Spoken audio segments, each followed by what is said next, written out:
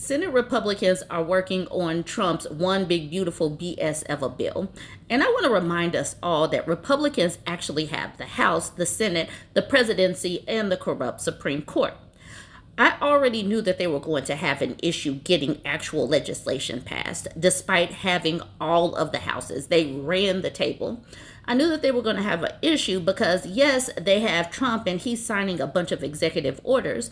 But ever since Mitch McConnell basically trained them to say no on everything, it's not like they have actually been great at pushing policy through. They've literally just been able to say no to Democrats. And now they have no Democrats to push up against them or to even work with. Like literally, if the Democrats still had one of the houses, then they would have to come to some kind of consensus. They don't have that. So now they're having to work together, and they haven't had to do that, and it's showing. So right now, this is an article from The Hill. Tillis becomes the third GOP senator to oppose Trump's big, beautiful bill. Let's look at this headline.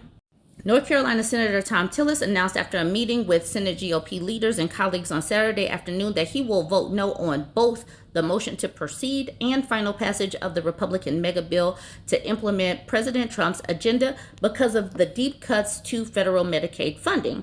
Tillis says he wants Senate Republican leaders to drop their plan to lower the cap on healthcare provider taxes and instead embrace the Medicaid language passed by the House last month, which would cut much less federal funding in the program. Over on the Senate side, they want to cut much deeper. They want to kick more people off of Medicaid, which is obviously going to cause a lot more people to expire. I am old enough to remember when they said that Obamacare was going to have death panels. And that's literally what these supposed Christian conservative pro-life people are. They are death panels because they are literally trying to kick so many people off of Medicaid so they don't have health insurance. Tom Tillis says, oh no, the data hasn't changed, so I got to vote no. The North Carolina Republican says Senate leaders should return to starting with the House baseline. I'm going to vote no on the motion to proceed and on the final passage. Tillis says strong opposition to the bill is a significant development because two other Republicans, Senators Rand Paul and Ron Johnson, have already said they will vote no. That gives substantially more leverage to Susan Collins and other swing vote senators to demand changes to the bill. Senate Majority Leader John Thune can only afford 3 defections from his conference and still pass the bill with a tie-breaking vote from the vice president, given the 53-seat majority. Collins says she will vote Saturday to begin debate on the Megabill, but says she wants to make several changes to it and is not guaranteed to vote yes on the final passage. I wonder what Fetterman is planning on doing, because Fetterman seems like he could go either way. All right, it says, I'm planning to vote for the motion to proceed. Generally, I give deference to the majority leader's power to bring bills to the Senate floor. Does not in any way predict how I'm going to vote on the final passage, Collins told reporters Saturday.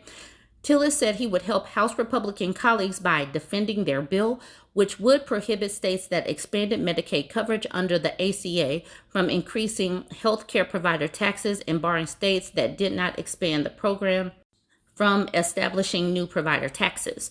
The Senate bill will cut more deeply into federal Medicaid funding for states by reducing the 6% cap on healthcare provider taxes by 0.5 percentage point starting in the year 2028, reducing the cap down to 3.5% in 2032. So obviously this is a little ways down, and I don't really know what these numbers particularly mean, like how many dollars or how many people it means will get kicked off.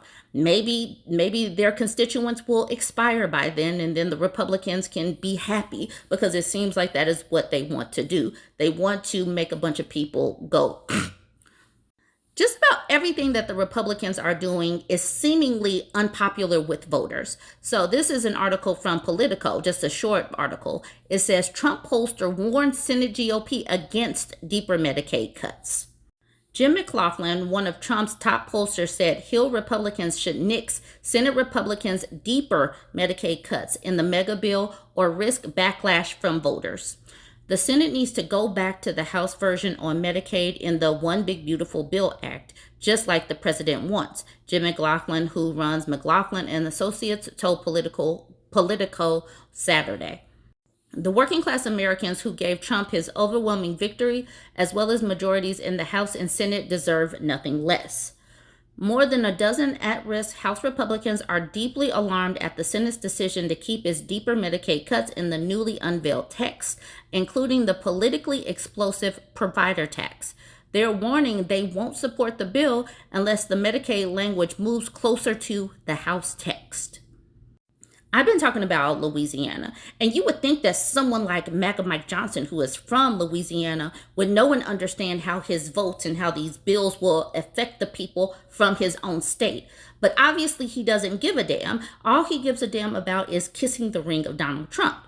Well, we got this piece from Politico saying Louisiana hospitals warn Mike Johnson of devastation from Megabill. Every major health system in Louisiana is warning MAGA Mike Johnson and the rest of the state's congressional delegation that the Senate's GOP planned Medicaid cuts would be historic in their devastation. The group sent the warning in a letter that went to Majority Leaders Steve Scalise and GOP Bill Cassidy, a physician who has also raised concerns about the cuts.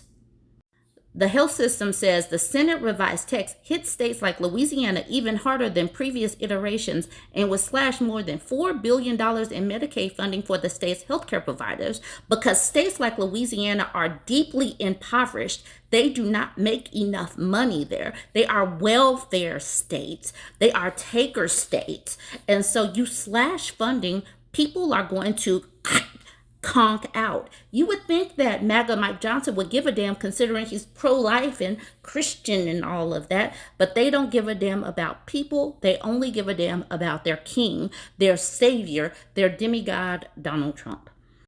This will negatively impact our ability to deliver care and have devastating consequences for our state budget. These economic consequences pale in comparison to the harm that will be caused to residents across the state, regardless of insurance status, who will no longer be able to get the care they need.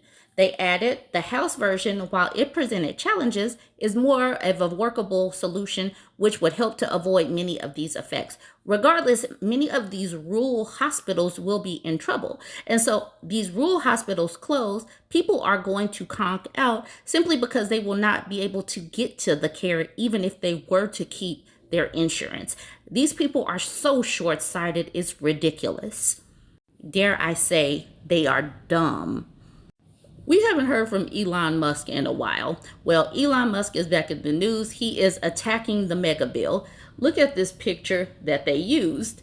All right, it says Elon Musk is once again bashing the Republican Megabill.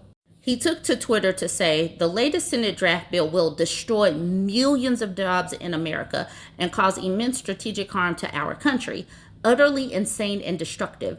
It gives handouts to industries of the past while severely damaging the industries of the future. So he's talking about giving handouts to industries of the past because he wants the money for himself. But it is hilarious that he's talking about this Senate draft bill will destroy millions of jobs when that is literally what Doge set out to do.